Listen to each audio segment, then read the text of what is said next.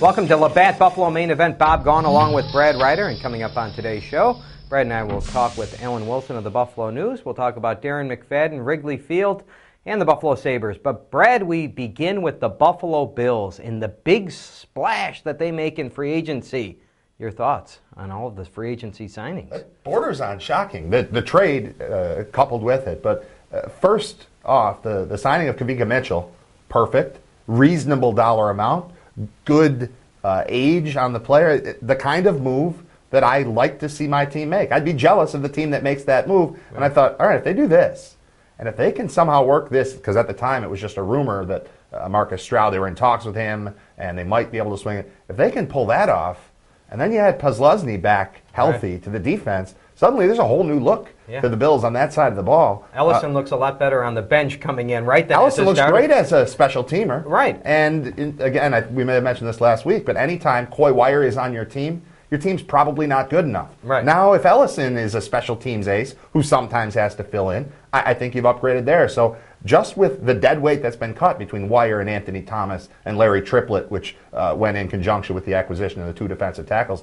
I couldn't be more pleased a few days into free agency. I can't believe how pleased I am because they addressed almost every need that I wanted. First of all, defensive tackle. They got Stroud in there. That's perfect. I would rather have him than the contracts that Rodgers signed or that Chris Jenkins, because the knock on Stroud was injury. It wasn't that he didn't have a good motor, he wasn't motivated. So I would rather have him than the other two guys. And also, it looks like, they've addressed not only defensive tackle, now linebacker, that the first round of the draft, if they do get the receiver, which they're talking about getting a receiver, the first round of the draft is almost a luxury, isn't it? I mean, the second round you can get a tight end, but in the first round, if they got a strength at tackle, if they got a pass rusher, if they got a cornerback you would say, okay, right? You almost have a luxury now because of the great moves that they did in free agency. And you're also in a spot where wide receiver might still make sense, considering Lee Evans has only a year left on his contract. Who knows if he's going to stick around afterward. But there's not one pressing need where you say they must take this guy or it's a fail.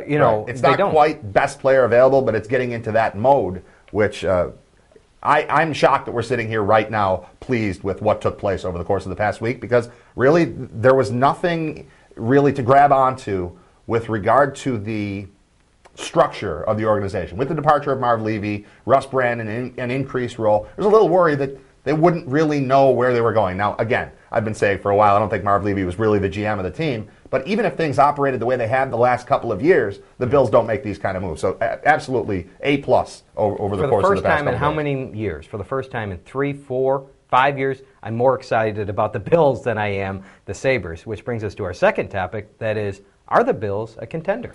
What does contender mean? For the AFC East? For the playoffs? Yes, the AFC East? AFC East playoffs. I'm watching, combine Spygate, everything that happened with Spygate, with the fact that now the Patriots sort of have that, there's that flaw, there's a fatal flaw to that team right now. And watch players disappear. Losing Asante Samuel, losing Randall Gay. They're not done. Randy Moss isn't signed as of yet. They're going to lose players. Eugene Wilson. That's three guys out of the secondary they're going to lose. So you watch them get worse as the Bills get better. And again, it's a team that won its first 18 games last year, but looked incredibly beatable down the stretch, and obviously they were beatable come Super Bowl time. So, I think the Bills are a contender. Without a doubt. And I look at the schedule, too, and the Bills, this is the year. If you look at, what the Browns did last year, they had, the favorable schedule going in, and it wasn't really much of a shock that they went 10-6, or that somebody in that division could go 10-6. That's the Bills this year. This is the year that they kind of have to make hay while the sun is shining. You look at, what's going on with Pittsburgh. Pittsburgh got, the toughest schedule in the history of football. They're playing, all playoff teams. They're not going to be that good. So I think you combine the schedule in with the free agency moves that they made, and I really think that this team is going to be a contender. If they've got a quarterback. Well, you have to throw that in there, don't you?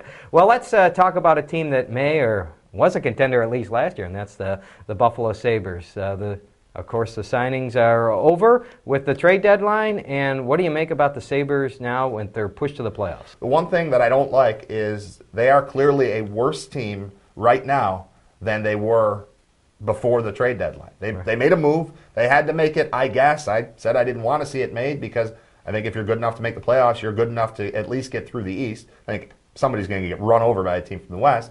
But, be good enough to win the East, and I'm happy with you. They have less of a chance of getting through the East right now than they did before the deadline. I like what they did. I like the acquisition of Bernier. Yeah. I like the acquisition of a first-round pick. When all is said and done, they're not a better team right now than they were a week ago. And the thing I fear is people are already talking this week about must-win games, and that's the Philadelphia game. Sure. And you point, if they don't make the playoffs, and you're going to have to point to one game, it's blowing a 3-0 lead at home to Philadelphia, a team that was reeling at the time, and of course, who scores the eventual Daniel Briere. So you're already talking, and I know, and we've talked about the past that must win. People start talking about that too early because then the next game is a must win too, and every game's a must win. But really, a loss to Philadelphia outright. I mean, and you start talking about a team that only really went on one good roll this year. Other than that, they've been choppy, right? Win, lose, win, lose. They went on one good roll. If they lose to Philadelphia, now you're talking about they need a second roll where they must win 10 out of 12 again. They've been on one good one and probably 2, maybe 3 bad ones. Right. You can sort of stop the bleeding right now, turn things around, and get it in the right direction. You're okay. If they're over 500 over the course of the rest of the year, I mean, if they win more games than they lose, I know sometimes you lose and you pick up a point. If they're winning more than half of the rest of their games, they're going to make it into the playoffs. That's kind of the way I see it. And as far as must-win games, aren't you the guy that was quoted on national television after referring to a Bills season opener as a must-win? I think I was. I think I was right, too. Coming up next on Labatt Buffalo Main Event, it is the Shadow Lounge email segment.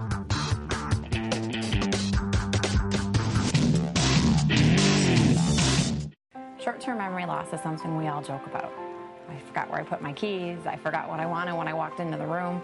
Those are common occurrences that happen to absolutely every person. And there's places out there that can help assess whether or not your loved one is really in the earlier stages of having a true memory impairment problem, or if it's just the routine forgetfulness that comes with day-to-day life. Bristol Village offers an exclusive memory care program, so call for help early. Bristol Home in Bristol Village. Assisted living where family matters.